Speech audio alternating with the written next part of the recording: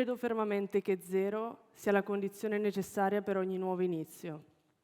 Forse, senza questo numero assoluto, niente sarebbe potuto mai iniziare.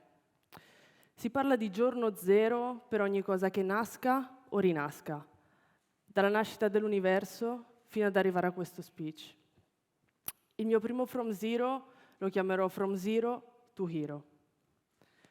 Sono Alice Bellandi, ho 26 anni, vengo da Brescia e da quando ne ho 18 mi sono trasferita a Roma per rappresentare le Fiamme Gialle. Sono prima di tutto una persona e poi campionessa olimpica e campionessa del mondo di judo nella categoria dei 78 kg.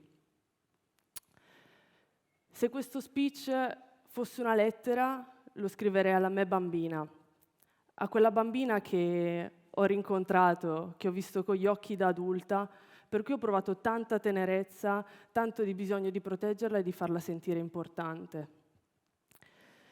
Questa è la mia storia, la parte più vera, ma la parte più cruda e reale, quella senza questa io non sarei niente. Era la fine del 2018 ed io, fresca di titolo europeo e mondiale juniores nella categoria dei 70 kg, ero al massimo della felicità, ma non potevo mai immaginarmi che stava per iniziare il periodo più duro, buio e doloroso della mia vita. Dopo quei successi, ero la giovane promessa per Tokyo 2020. Passai dalle classi juniores alle classi seniores e questo significava che in soli 15 mesi avrei dovuto rientrare nelle prime 18 al mondo. Inizio 2019, subito 2 medaglie. Fantastico, direi, no? In realtà la parabola che pensavo potesse solo che essere ascendente iniziò la sua fase discendente. Chiaramente in questi 15 mesi dovevo fare quasi tutte le gare del percorso, questo voleva dire 1-2 gare al mese. Ma sono sincera, non ho mai avuto paura della pressione, delle aspettative. Ero veramente tanto contenta di poter combattere per questo mio sogno che si stava facendo sempre più tangibile, fino a che la pericolosità dello sport è a volte identificarsi in quello che gli altri si aspettano da noi. Per molti siamo macchine da risultato e viene spesso dimenticato che dietro un atleta che non performa non significa che sia poco professionale, poco forte, poco allenato. Molte volte questa persona non sta bene nella sua intimità. Quando ero piccola pensavo che essere forte significasse farcela in qualsiasi caso. Ad oggi vi dico che per me la vera forza è prendersi cura di se stessi.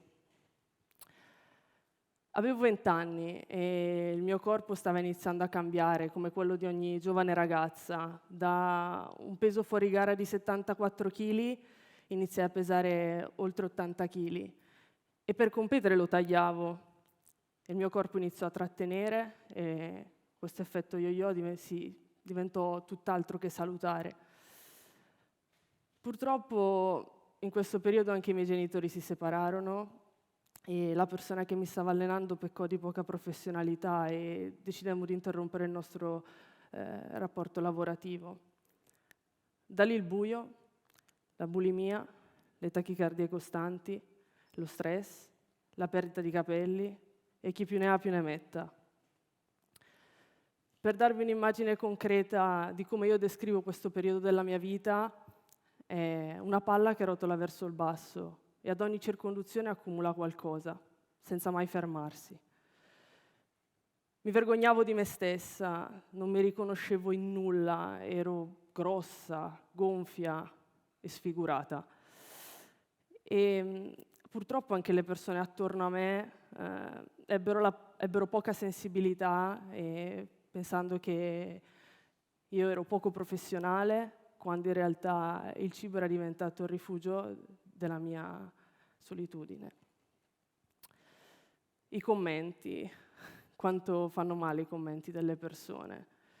Questo vuol dire che non sei solo più tu a vederti così, ma sei sulla bocca di tutti.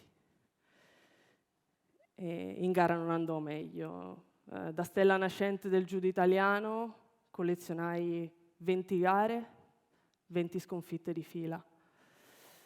Ad ogni gara perdevo circa 10 kg, 10 kg per 20 gare sono circa 200 kg in 3 anni.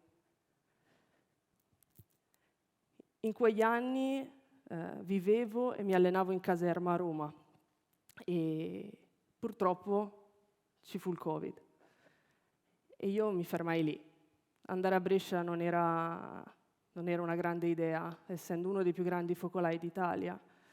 E indovinate quale fu il rifugio della mia solitudine? Il cibo. Arrivai a pesare 90 kg, ma un giorno di maggio decisi che qualcosa doveva cambiare. Mi guardai allo specchio e pensai che mi meritavo di più di quello che si poteva vedere. Sicché iniziai una dieta e a fine novembre feci la mia prima gara a 70 kg. Ma con le Olimpiadi posticipate i miei problemi non si erano risolti, si erano solo congelati per un momento, pronti a riaffiorare con la ripartenza delle gare.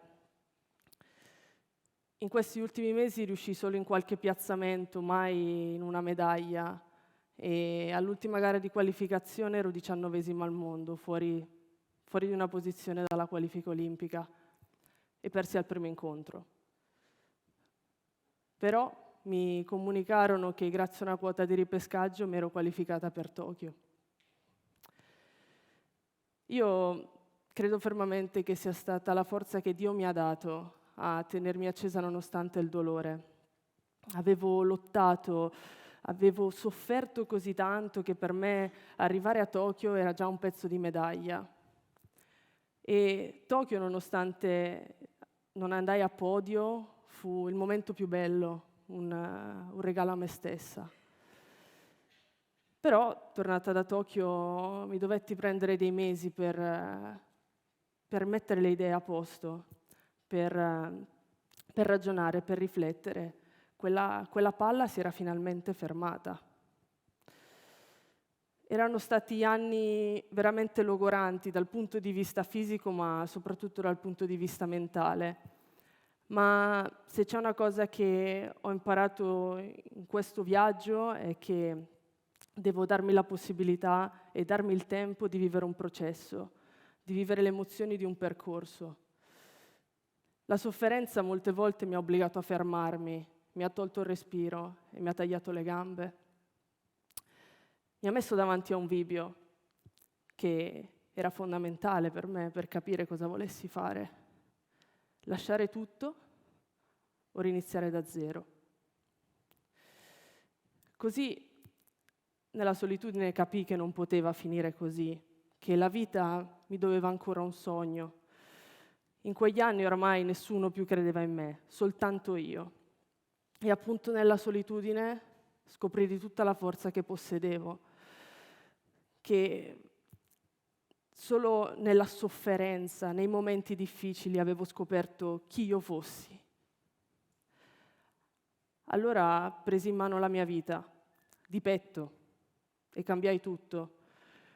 Passai dalla categoria dei 70 a quella dei 78 kg. Cambiai allenatore, cambiai nutrizionista, cambiai psicologa. Riniziai da zero, a testa bassa, ma con tantissimi sogni nel cuore. È stato tutt'altro che facile, ma ho iniziato a prendermi cura di me. Ho iniziato a prendermi cura della me bambina che vive appunto dentro di me e che in quegli anni era stata distrutta. Ne ho curato le ferite e l'ho aiutata. Quindi ho ritrovato la felicità, ma la felicità di vivere in primis e successivamente la felicità di fare judo di nuovo. Nel momento in cui ho conosciuto la me bambina, l'ho toccata con mano, ho toccato appunto la parte più delicata e indifesa di me, ma con la consapevolezza che la me adulta si sarebbe presa cura di lei. Ed è stato fondamentale perché a volte mi dimentico che la me bambina vive dentro di me e io sono l'unica in grado di poter calmare e controllare le sue emozioni. Tutto ciò mi ha aiutato quindi a darmi importanza come Alice persona. Ho messo di nuovo al centro Alice persona e successivamente è arrivata Alice atleta. In un mondo in cui noi siamo i nostri risultati è importantissimo avere un equilibrio e un'integrità come persone. E dopo un anno ero prima al mondo, bronzo europeo e bronzo mondiale. Dopo 2 anni, vicecampionessa d'Europa, vicecampionessa del mondo. Dopo 3, campionessa olimpica. Dopo 4, anche campionessa del mondo. Eppure la vita mi ha insegnato che non sono state le mie medaglie a rendermi grande, ma è stata la mia capacità di affrontare la crudeltà della vita senza mai demordere, andando avanti, un passo dopo l'altro, giorno dopo giorno. Io non sono i risultati che ottengo, io non sono questa medaglia. Sicuramente ho avuto le persone giuste al mio fianco in questi ultimi anni, ma la più grande forza, torno a dire che me l'ha data il Signore, è una forza che mi ha fatto alzare dal letto nei giorni peggiori, mi ha fatto superare problemi, ingiustizie, umiliazioni. Io stessa pensavo che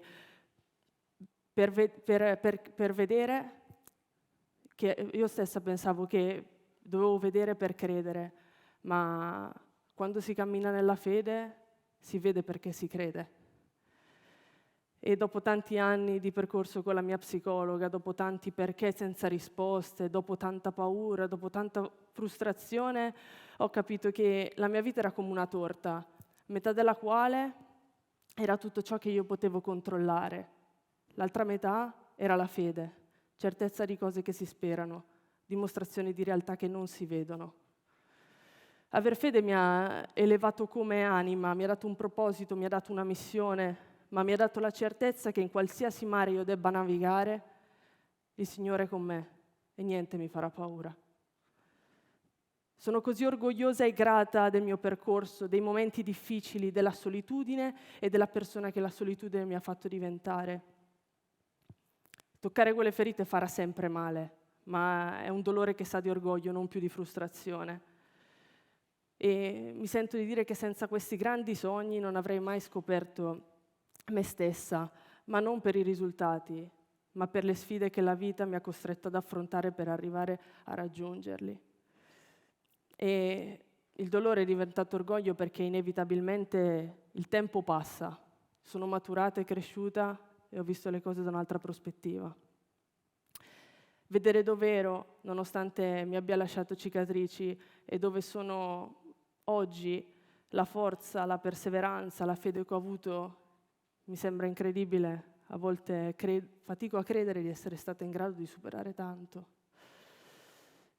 Penso che la mia storia possa toccare le persone non nella sua individualità, ma nella sua trasversalità, perché ho capito che la vita mi avrebbe sempre messo davanti a momenti difficili e al di là delle mie capacità e del mio talento, mi avrebbe messa sempre e tremendamente alla prova. Ho imparato che è importante vivere ogni emozione a pieno, perché ogni emozione che vivo, che provo è valida. Ed esattamente come ho voluto vivere a pieno i momenti belli della mia vita, era giusto vivere a pieno anche quelli meno belli, perché sono stati proprio loro a forgiarmi, a rendermi chi sono oggi. Quindi questo è il mio incoraggiamento, a non farsi scoraggiare dalle difficoltà, perché finché si crede fermamente in qualcosa, si ha la possibilità di scrivere una storia nuova ogni giorno. E dopo questo breve percorso ho capito e ho imparato che le mie esperienze, durante le mie esperienze, non aver paura dei momenti difficili, perché il meglio viene proprio da lì.